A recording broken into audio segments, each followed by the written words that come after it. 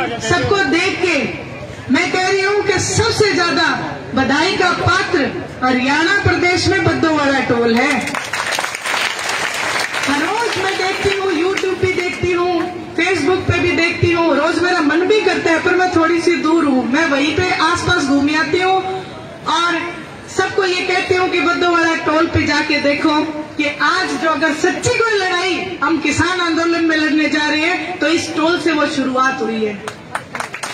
आज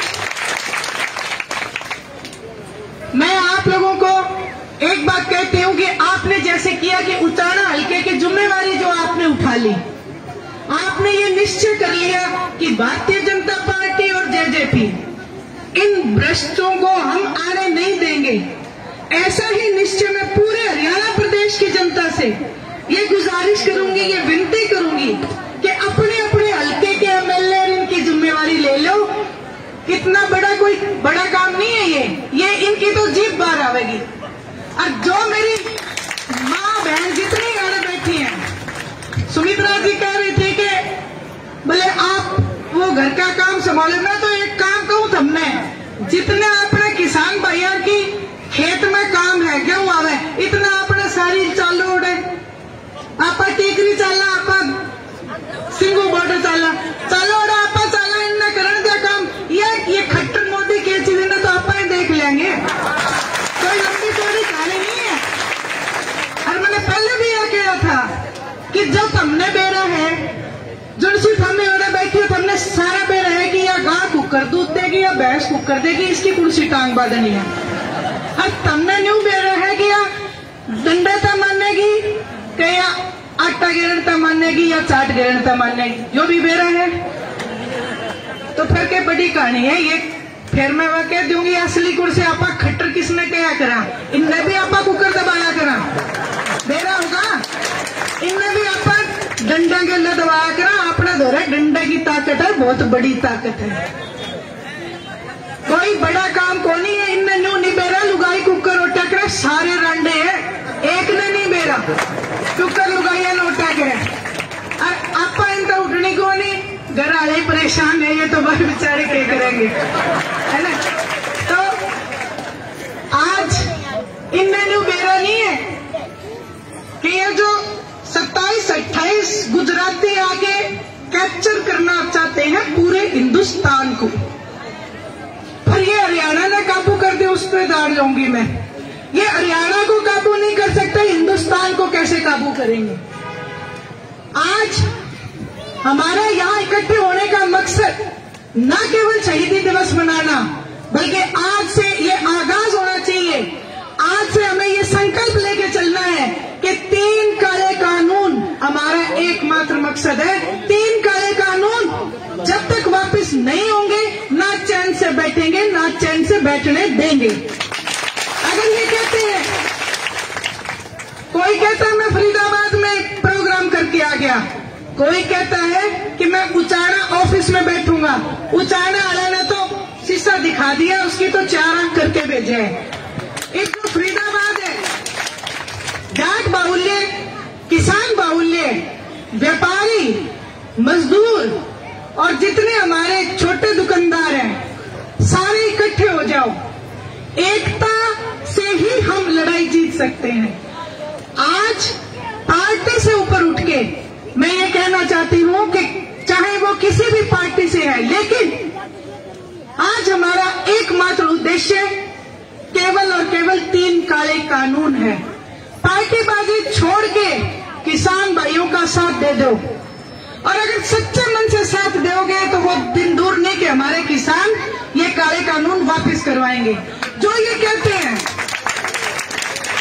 जो नेता बढ़ के जो हमारी वोट लेके जो ये कहते हैं कि हम कुर्सी नहीं छोड़ेंगे, तो उनको पूरी चेतावनी है यहाँ से कि या तो कुर्सी छोड़ के किसानों बीच में आ जाओ, नहीं तो पुचकारना हमने आवे है। और फिर जब वोट आवेगी तो हम गर्जोगे भी कोने रहोगे। क्या करेंगे, आपस में भाईचारा बड़ी चीज है, राजनीति बाद में आती है, समाज पहले आता है। और राजनीति तो वो मंच है जहां से हम समाज की सेवा कर सके, और इस मंच को आपने आज इतना भ्रष्ट कर दिया कि सिर्फ और सिर्फ आपको केवल कुर्सी दिखाई दे रही है, वो लोग नहीं दिख रहे जिन्होंने आपको इस कुर्सी तक पहुंचाया है। आज मैं पहले भी आई थी, एक बात कह के गई थी कि ये सब लोग कहते हैं कि राजनीति राजनीति राजनीति क्या चीज है? राजनीति वो मंच है जो जनता द्वारा चुना गया है और जो जनता के लिए होता है। आज इनने सब ने अपने पॉकेट के लिए ये मंच चुना है। मैं आपको याद दिलाना चाहूंगी कि जैसे भगत सिंह जी, वो भी अपनी माँ के एक सपूत थे, उनके कोई पैसे की कमी नहीं थी, लेकिन उनके अंदर एक जज्बा था, वो जज्बे से लड़ाई लड़े थे। इसी तरीके से मैं कहूंगी हरियाणा का प्रत्येक नौजवान, आज प्रत्येक नौजवान को भगत सिंह बनने की जरूरत है। आप लोग ये देखेंगे कि पिछले चुनावों में मेरे नौजवान बच्चों ने सबसे ज्यादा भारतीय जनता पार्टी को वोट दिए थे। आज सबसे ज्यादा अगर ठगे गए तो हमारे नौजवान बच्चे ठगे गए। आज मैं कहती हूं कि आज अगर आप उनको सत्ता में ला सकते हो तो सत्ता से बाहर निकालने की जिम्मेवारी भी नौजवान बच्चे ले लें। तो फिर तो हमारे बुजुर्गों को, माताओं को, बहनों को जरूरत ही नहीं है। यदि हमारे नौजवान जाग गए तो ऐसी कोई ताकत नहीं है जो उन्हें रोक सके। मैं पिछले चुनाव में घूमी तो बुजुर्ग मुझे मिले, बेटी हम तो कहाँ सा, फिर भी मानते कौन है।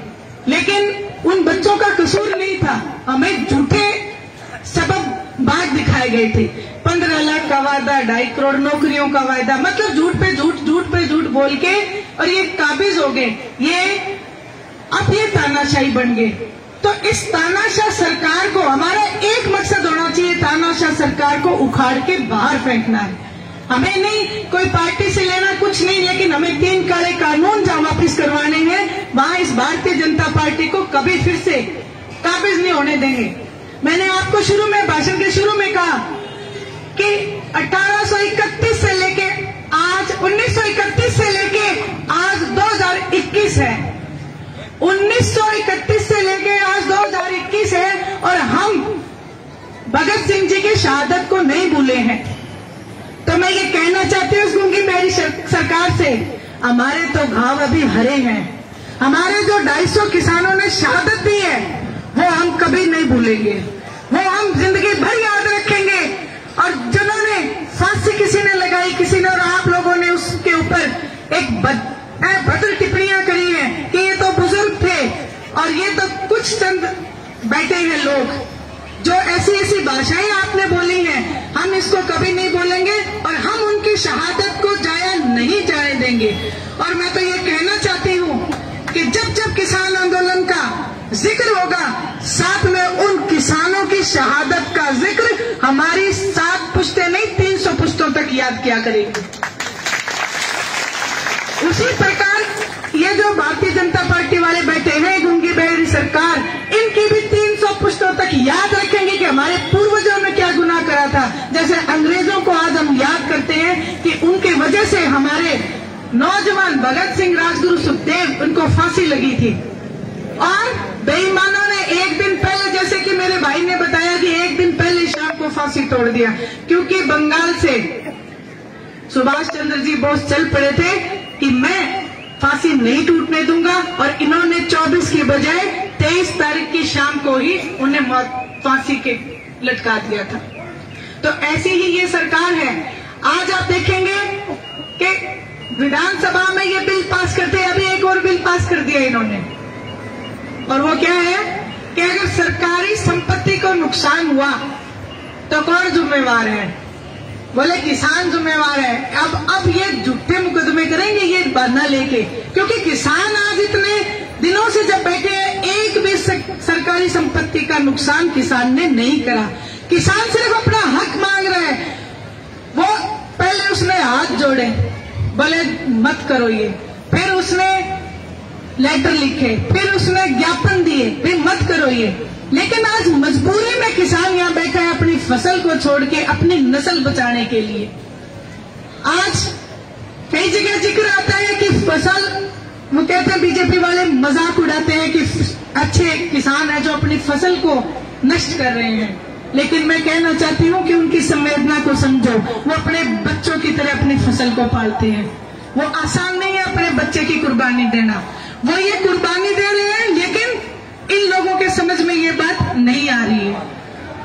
आज हम ये संकल्प लेते हैं कि जिस तरीके से उच्चारण में पहल करी है, अगर कोई भारतीय जनता पार्टी का या कोई भी सरकारी नुमाइंदा हमारे बीच आके ये कहे कि मैं चौधर छाड़ के चला जाऊंगा, मैं प्रोग्राम करके चला जाऊंगा, तो ये संकल्प ले हम उसको बांध के बिठाएंगे, उसकी बांध के बिठा लो और बोले अच्छी सेवा करो, खूब रोटी खुआओ, खूब उसकी सारी उसकी सुविधा दो, सारी 5 स्टार जैसी। बोले पर रहेगा तुम्हारे, बोले छोटोगे कद, बोले जब काले कानून वापिस हो जाएंगे। इनने बांध के नहीं बिठाया तो ये फिर आवेंगे भाजेंगे, आवेंगे भाजेंगे, इनके गिले तो वहां बात हो रही है। वो कोने करे 2 कुत्ता के गैंग हो जाए करे, बोले मुंह काट के एक बार वो भौंक दिया और एक बार वो भौंक दिया, ये इनका गिला वहां हाल हो रहे हैं। और आप एक बार ठान लो, इनकी बांध के बिठाना शुरू कर दो, क्योंकि और कोई हमारे पास चारा नहीं है। बेशक चाहे कुछ हो जाए, लेकिन कहते हम तेरे को छोड़ेंगे जब बांध के का मतलब मैंने कौन कहती रस्सियां थे, मैंने को कमरे में बिठा लियो, कहते दस किसी के मेरी ताई ने हाथ चक दिया, मन के मैं ताई तो जरूर बांधेगी, मैं पहले क्लियर कर दूं। कहते रस्सी तनी कमरे में बांध लियो, रोटी पानी दही हाथ से डाला, खूब सेवा करियो, बोले बेटा छोड़ांगे जब हमारे 3 काले कानून वापिस हो जाए, नहीं तो एंट्री बंद कर दो, काम करते भीतर नहीं जाएंगे किड़े, पूरा हरियाणा बंद कर दोगे, ये बढ़ेंगे किड़े, ये छोटे से हैं। और ये देखो तकनीकी चलती है इनकी, बोले अब नौकरी देंगे, तो ये बहाने से आते हैं हमारे अंदर। तो आप ये संकल्प ले लो, इनकी एक शुरू कर दो, जो एक ने बांध लिया तो सबकी जीभ इतनी बढ़िया होगी, बाहर नहीं निकलेंगे।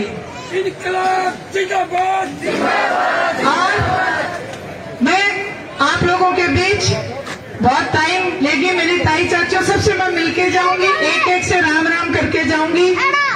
और आप लोग मजबूत रहना, तो हमारे कहते ना जब घर मजबूत रहता है तो हमारे भाई जो हमारे चाचा ताऊ सब बैठे हैं, ये सब मजबूती से ये लड़ाई लड़ लेंगे। और मैं तो वह बात फिर कहूंगी कि आपने सारे इकट्ठे हो लो, टीकरी चाला देखी जाए, टीकरी को वापस संसद में चाला, मोदी दौरे चाला देखी जाएगी। आपन ने नहीं किसी का लेना देना, भाई हमारे बालक भूखे मरेंगे तो हमने फिर तेरा केचार गालना है। और इसने भी बेरा पड़ जाए, भी लुगाई की ताकत के या करे, इसका तो है कोई इसमें आना पड़ेगा बात। तो हाँ मेरी ताई